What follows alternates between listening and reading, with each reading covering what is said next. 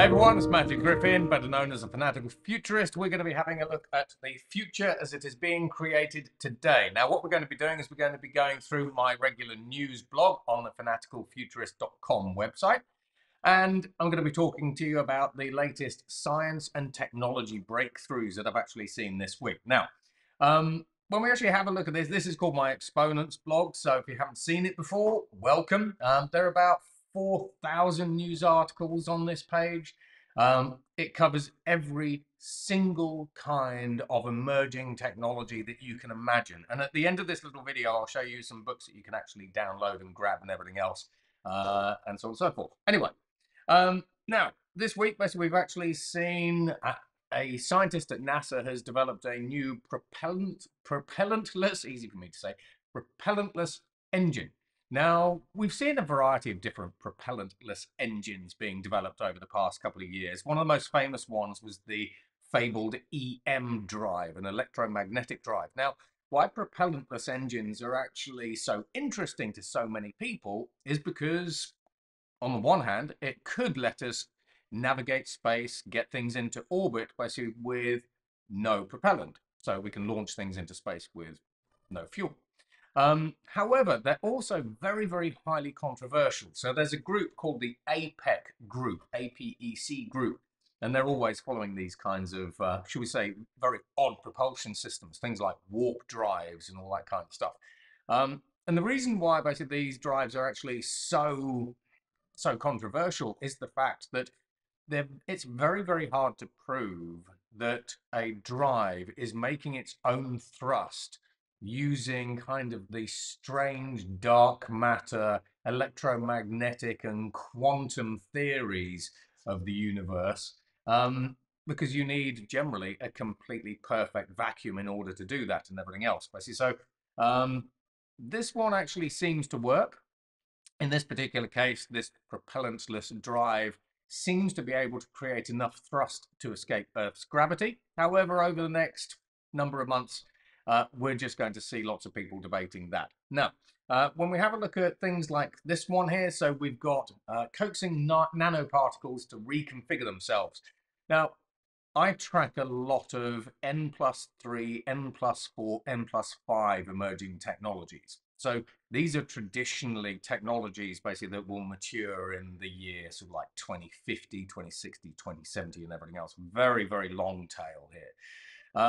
Now, one of the technologies that I follow is programmable materials. So the concept of a programmable material, if you've ever watched a sci-fi movie, is that you kind of click your fingers and suddenly the material reconfigures itself into a killer robot. You click your fingers again and suddenly it's a smartphone. You click your fingers again, suddenly it's a pencil, this kind of stuff. Now, there are a variety of different types of materials that I've actually seen that reconfigure themselves in different ways. So on the one hand, we've got something called an auto-cannibalistic material, which, as it kind of sounds like, will, under certain conditions, move molecules from one part of the material to another in order to literally reconfigure itself. We've got strange metamaterials with strange properties and everything else. We do have some programmable digital materials, so especially out of China, and you can see all that basically, and you can read about all that in the little blog there. However, this particular one is the development of a morphable material.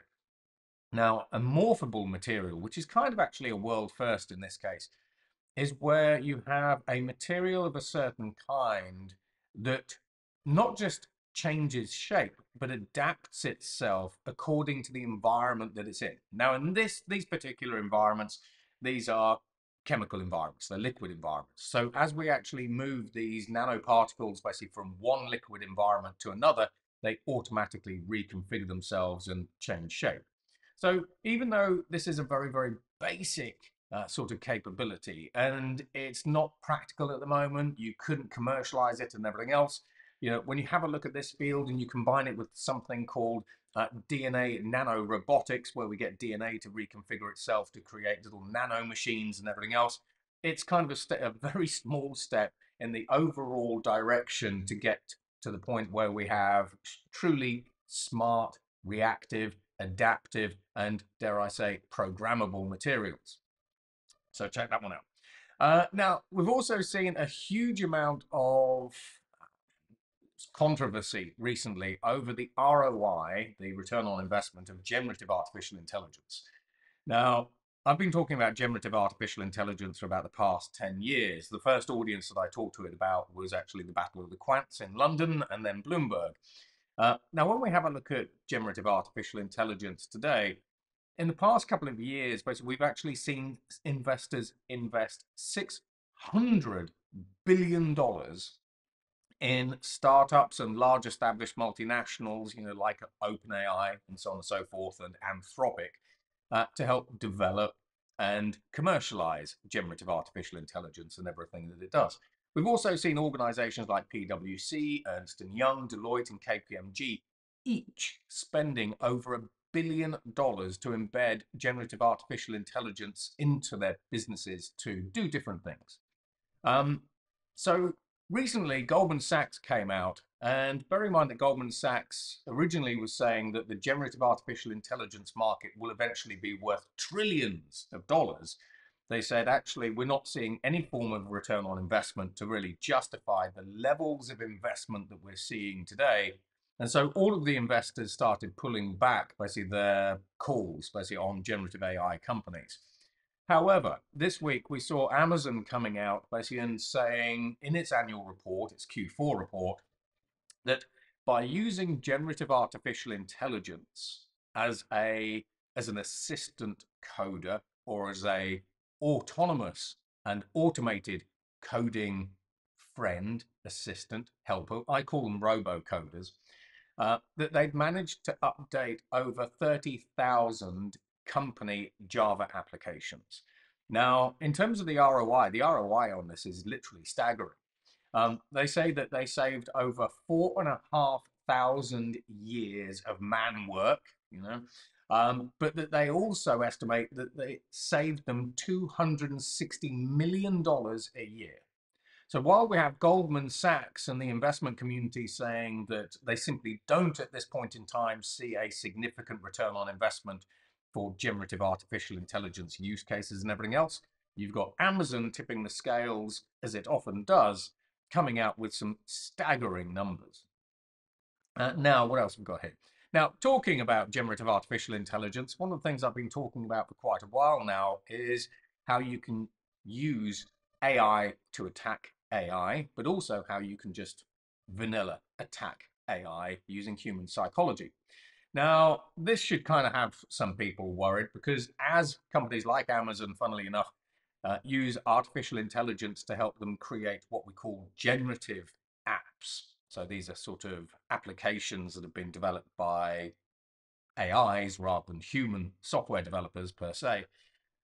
We've actually seen new kinds of prompt injection attacks as well as adversarial attacks, which means that we can get those generative apps to attack themselves as well as attack other apps.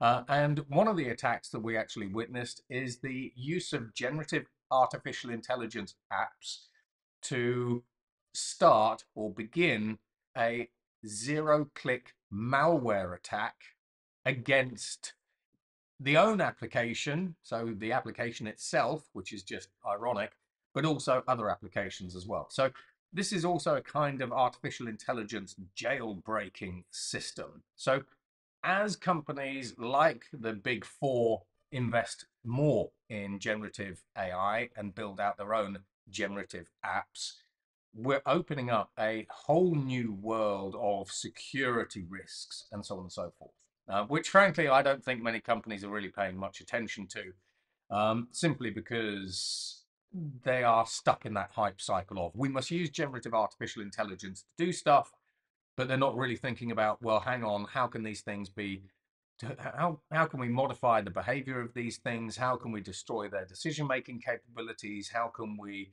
destroy how can we destroy the AIs themselves or the apps themselves? They're not really thinking about those downsides. So I'm actually going to be in Switzerland talking about the future of cyber, and I'm going to be talking about a trend that I'm seeing emerge called machine learning security, which is how you secure artificial intelligences. on something like September the 26th. And then I'm also going to be at British Telecom Group talking about something similar. And then I'm also going to be talking about this trend with a couple of investors in London. So, hey, to APACs and gang. Now, when we actually have a look at this, so companies starting to use cartoon characters to interview people and interview candidates. Um, I don't like this, if I'm honest. But we've got some layers basically that we can talk through. So over the past 6 to 7 years, a lot of multinational organizations have been using artificial intelligence much more intensively than they ever did before to data mine your CVs. So, I send in a CV to, say, a company like HP. They will use artificial intelligence to look for particular keywords and everything else. And then that AI will then, if it likes what it sort of reads, it will then put that through to a human interviewer, and they'll get in touch and they'll say, Matt, would you like to come in for an interview? And I say, yes, no, whatever. Now, in a couple of twists, as I talked about last week, we've seen the development of an artificial intelligence bot called Lazy Apply, which can autonomously fill in thousands of job applications on likes of LinkedIn and Indeed while you're asleep. So we kind of got that. However, as companies respond, this company basically is called More One. If you do now get through the artificial intelligence screening process for the job that you've applied for, you might very well find yourself being interviewed by a relatively conversational AI that has a cartoon character fronting it. Now, I've been through lots of job interviews in my lifetime and everything else, and now I run a company, I actually do the interviewing myself. I can't really think of anything that is less demeaning than being interviewed for a relatively decent position by a cartoon character. It kind of says to me, by the way, while the company that you're applying for sees some value in the CV that you've actually put forward, the people within the company, frankly, can't be bothered to actually reach out to you. So I kind of get the use of technology in this particular case, but I think there is a place for it in, say, mass job hiring and all that sort of stuff. But I also think that we have to be cautious just about how much we use technology to essentially dehumanize the hiring process, as well as other things as well. Now, a little bit later, so next month, I'm going to be talking to the leadership team of RWE again. Hey, guys. And again, one of the things we're going to be talking about, they don't know it yet, is actually cyber. Now, in the United States, there's been the development of what we call virtual power stations. We see this in the UK as well. But in the UK, basically, there's an organization called Give Energy. Now, Give Energy is a smart grid operator. So as we see the future of energy change and we can create lots of different microgrids, we join these together. So microgrid, for example, is where you have a set of solar panels basically on your roof. They generate electricity for your house. Any surplus electricity that you generate can then sort of be used by the local neighborhood and you can sell it. Now, we aggregate all of these different solar panels and energy generation technologies under something called a virtual power plant. Now, in this particular case, a guy in the UK decided to sign up with Give Energy. So Give Energy would be a virtual power plant. They take energy that's produced by his house and then they distribute that to other people in the neighborhood and they sell it, obviously. So they act as an energy distributor. Because they were actually using an out-of-date encryption key, they were actually using a 512-bit encryption key. He managed to crack it. Okay. Now we kind of get to so what. However, in this particular case, because he was able to do something called factoring as a service, so criminals increasingly are offering factoring as a service, which you and I could actually use to try to crack the encryption on something. So this is where factoring as a service will use a high-performance supercomputer to try to break encryption of something or other. Now, in this particular case, he managed to crack 512 encryption. He managed to get root access to the admin accounts which literally put him in control of over 200 megawatts of energy generating capacity. So as energy utilities around the world kind of embrace basically this new virtual power plant model, Tesla is doing this with PCGE over in California. Um, you really need to check the encryption and the tools that you're actually using.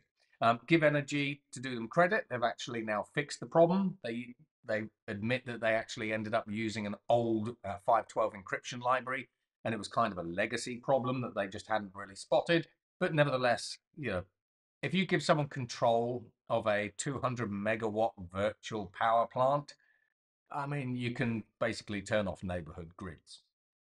And then finally, we've got this one here. 3D printed material is stronger than anything produced by nature. And then I did the other ones on this particular screen in my last news and technology update. Increasingly, we're seeing the use of 3D printing to create some really quite interesting new materials. Now, it might be like a case of so what, but in this case, what we were able to do, because 3D printing is now starting to get to the point where it can print at the nanoscale or just very small scale, we're able to print unique structures into the material itself, which give it certain properties, extra flexibility, or in this particular case, extra strength. Now, in this particular example, the researchers looked at some of the internal structures from lily pads, hence the picture representing this little article. And lily pads have got a very, very unique structure basically within the stem, which means that they are very flexible, but actually they're really strong. So nature still has a lot to teach us, guys. And in this particular case, what they did is they used a 3D printer to 3D print a sort of triangular lattice structure basically within this material. And it is now the hardest material known to man. Um, so that's the news basically from this week. And of course, when we actually have a look at all these different sort of news snippets, the reason why I track all these seemingly weird things, because I accept basically that using a lily pad as inspiration to 3D print the world's toughest material is really quite odd. The fact of the matter is, we are building the future today. At some point in time, you'll see this lily pad, this alloy material being used maybe in the aerospace industry or whatever it happens to be. And then when we have a look at all these different things, inevitably, we might see more artificial intelligence cartoon characters being used in the hiring process and so on and so forth. So sort of by surfacing all these different news articles and by joining all these different things together to kind of create stories, which I can share with you guys can then get your own point of view. You can decide whether or not these are good or bad, so what? If you run a business, basically, then you actually have the opportunity to think, well, is this an opportunity? Is it a threat? How could I use this to benefit myself?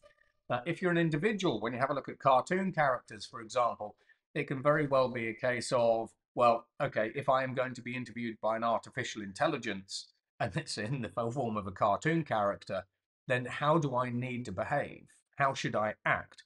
Because the fact of the matter is, these AI hiring platforms will listen to the faintest tremors in your voice. They will look at the irises in your eye to determine whether you are lying, whether you are nervous, making stuff up, whatever it happens to be.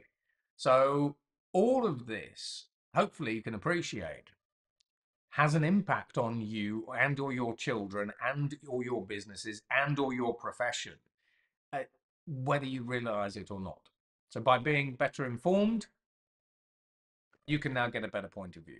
And that's it. Now, as I said, I track hundreds of trends, hundreds of emerging technologies and everything else. And I don't normally do this, but actually, if you go to this section up here, books, then what we have is there are hundreds of, well, you get a poster. So if you want an A3 or A1 free poster that details over 300 emerging technologies, basically then we've got that here. This is my emerging technology trends and foresight codex. So I've just updated it. It's 550 pages. It's insane. And actually, when you have a look at it kind of printed out, this is it printed out. It's a monster. Then we've got the Emerging Technology Codex. Now, when we have a look at the Emerging Technology Codex, there are over 300 exponential and emerging technologies in there. And again, all these are really simple to follow. So this is the Emerging Technology Codex. I mean, again, you can see this thing's about, what, 400 pages now. So while I talk about all these individual technologies and all the news articles that I write and publish, basically have actually got their own individual tags, which you can click to find out the latest about the latest AI breakthroughs, for example. There are also lots of different books and things you can download for free. Anyway, that's it from me because I am now rambling. So that's a way you can definitely tell that I am not an artificial intelligence or a digital human. But I hope you're well and take care and have a good weekend. Goodbye.